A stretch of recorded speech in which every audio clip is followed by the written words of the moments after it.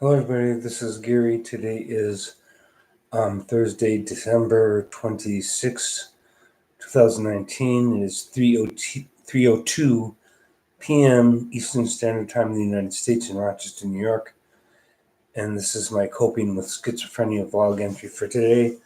Today, I wanted to talk about mental illness and the police. I live in New York State, and there are certain laws that cover what happens when a police department comes in contact with a mentally ill, and that mentally ill person is going to be brought to a hospital for a psychiatric evaluation. Um, and I'm pretty sure that each state has its own version of that. Um, in New York State, you can be placed under what's called mental hygiene arrest and be brought to a hospital for a psychiatric evaluation, either voluntarily or involuntarily. Um, the main point I wanted to do about this video, aside from what I just mentioned, is what do you do if you're mentally ill and you come in contact with the police? What do you do? How do you behave? Um, Even if you, or maybe even especially if you are the one who called the police on yourself because you were worried that you were having a mental health crisis, you wanted to go to the hospital to be evaluated, and it's totally voluntary, which is usually what happens with me. As a matter of fact, that's what always happens with me. I've never actually had anyone call the police on me and brought to the hospital involuntarily. Whenever I go to the psychiatric emergency room, it's because 100% of the time that I call the police on myself, and that also includes an ambulance.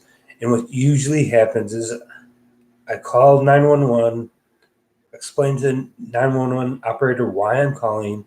I'm hallucinating, I'm delusional, I'm paranoid, whatever the case may be, and I'm not feeling safe, and I'm not sure about the idea that I have control over my own behavior, whether it's with violence or suicide, or possibly making a suicide attempt, or feeling violent or feeling suicidal, which certainly has happened to me.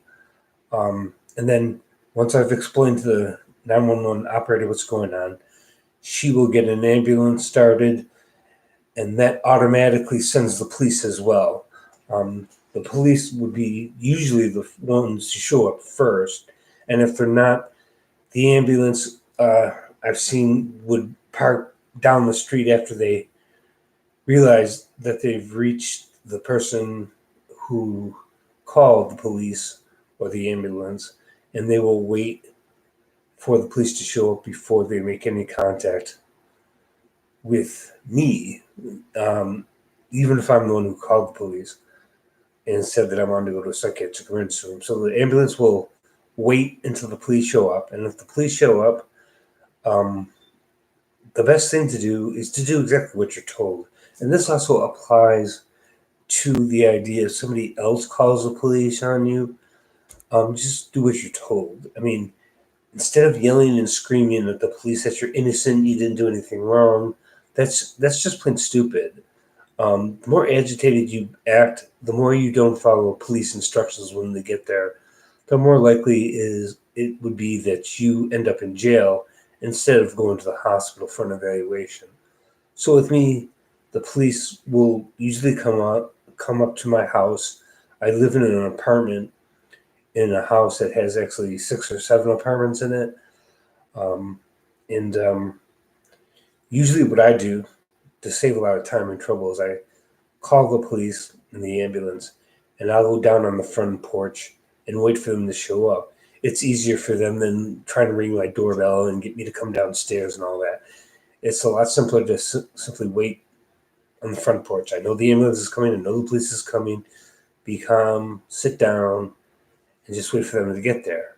And usually, what happens is the police tell me to stand up or sit down. It depends on the police officer. But usually, they'll tell me to stand up because it's hard to search you if you're sitting down. If they tell you to stand up, stand up. If they tell you to put your arms up, either over your head or put them out like this, then that's what you do. If the police say They want to search your pockets, you let them search your pockets.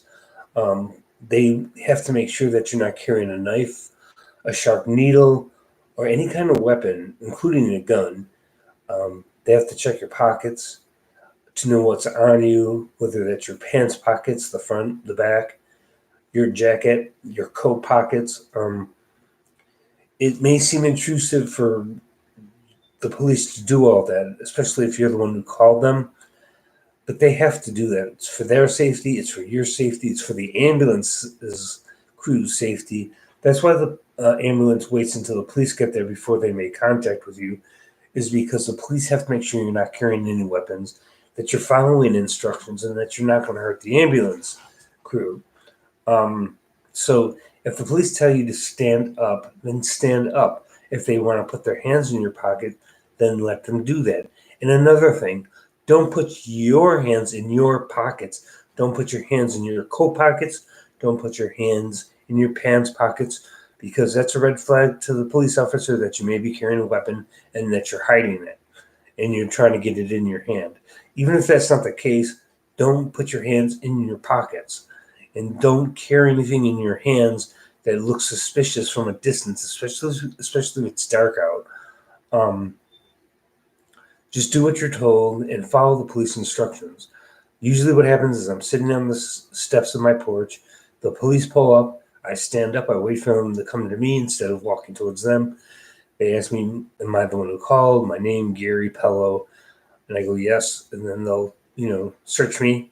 They'll also usually state that I'm not under arrest in the sense that I've committed a crime and I'm being charged and taken to jail. It is something in New York state law called mental hygiene arrest, is where they can take you involuntarily or voluntarily to a mental emergency room, a psychiatric emergency room for evaluation. And if it's against your will, that's called a mental hygiene arrest. It doesn't mean it ever leads to a criminal charge or anything like that. It's not going to be on your record that you were arrested for a crime. That's not the way it works. It just gives the police some authority to take somebody in and get them evaluated so they remain safe. And that's usually involuntary. But if the police tell you to put your hands up, you put your hands up. If they tell you to put your hands down, put your hands down. If they tell you to sit down after searching you because you're waiting for the ambulance, then sit down. Don't yell, scream, and swear at the police and get all belligerent. And that's actually good advice for most people who come in contact with the police, whether they're mentally ill or not, is to simply follow instructions. I mean, we hear a lot about police shooting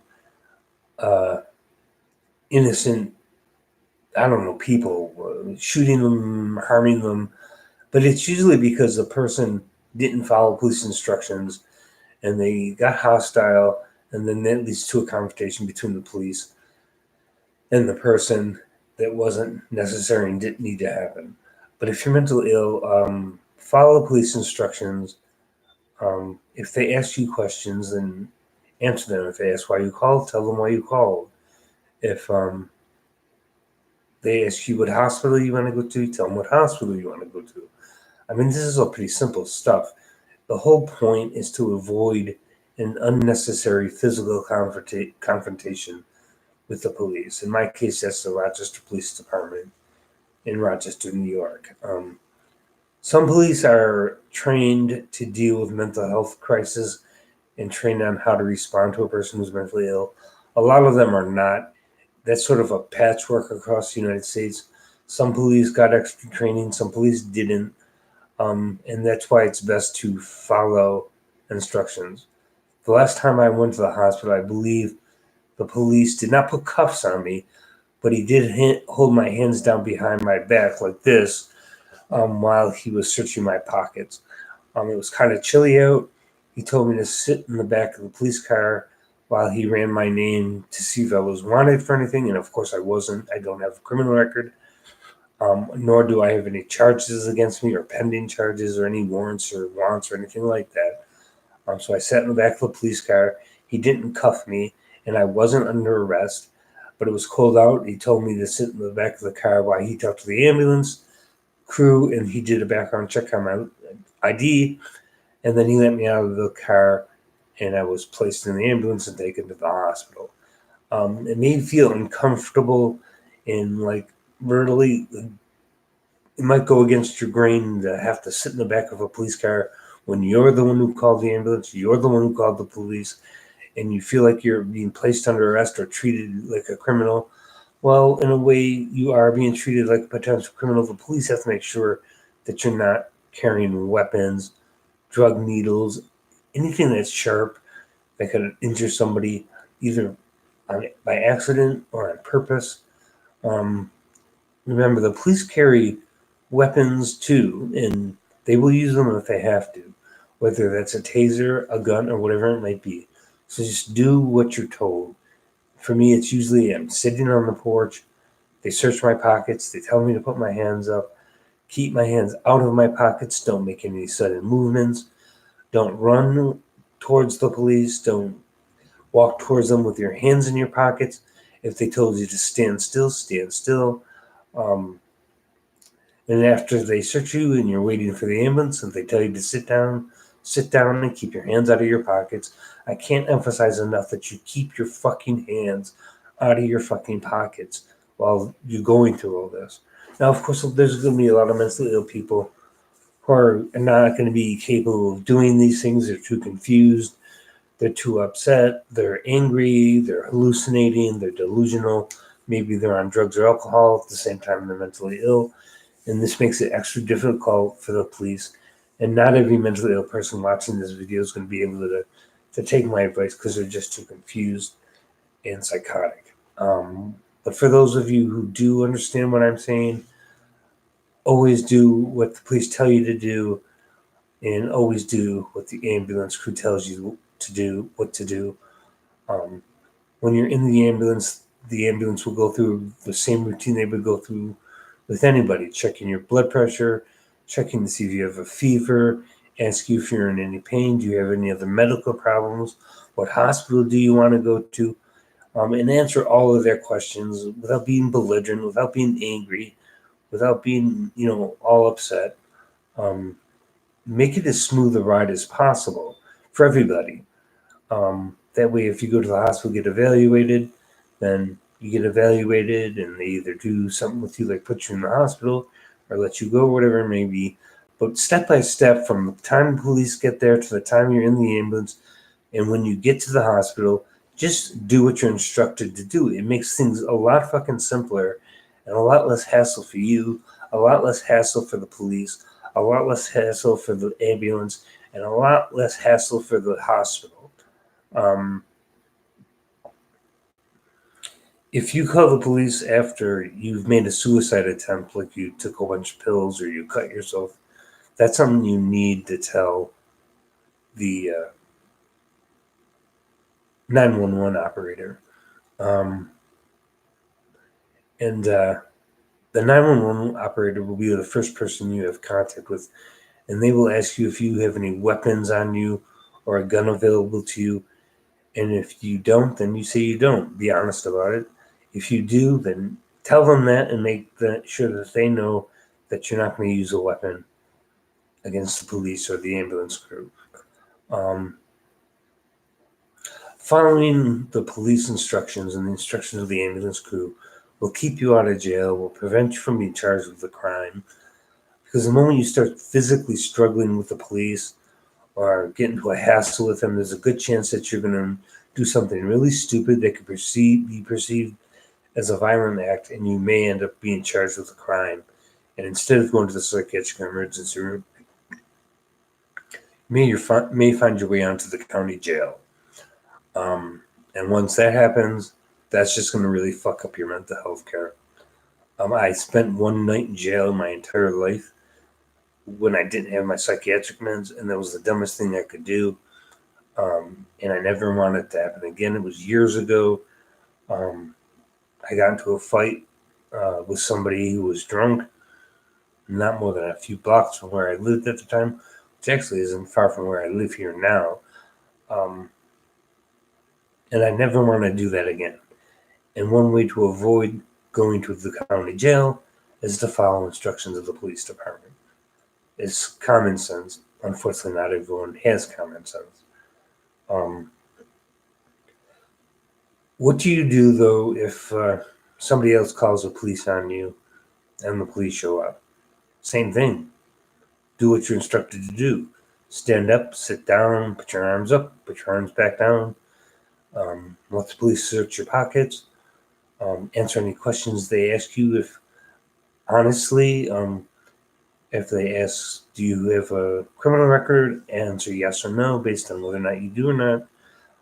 Keep your hands out of your pockets and just follow instructions. And things will usually turn out all right. Even if you're being taken against your will involuntarily, don't get into a hassle with the police and just go along with it. If they put you in cuffs, they put you in cuffs. I'll allow them to do that. Sometimes they do that until you get to the hospital. It doesn't mean you're under arrest. As a matter of fact, one of the most common things the police will say when they show up while they're searching you is that you're not under arrest in terms of being criminally arrested and charged with a crime. It's called the mental hygiene arrest if it's against your will, but that doesn't involve actually charging you with a crime or taking you to the police station or the jail because you've committed a crime or they think you've committed a crime. A mental hygiene arrest is when you're being taken against your will to the hospital for an evaluation. And even if it's against your will, just follow the police instructions. I guess that's all I have to say today. Like, subscribe, share, comment. If anybody's any ideas for a topic they want me to do on a video, whether it's about mental illness or something else, let me know in the comment section.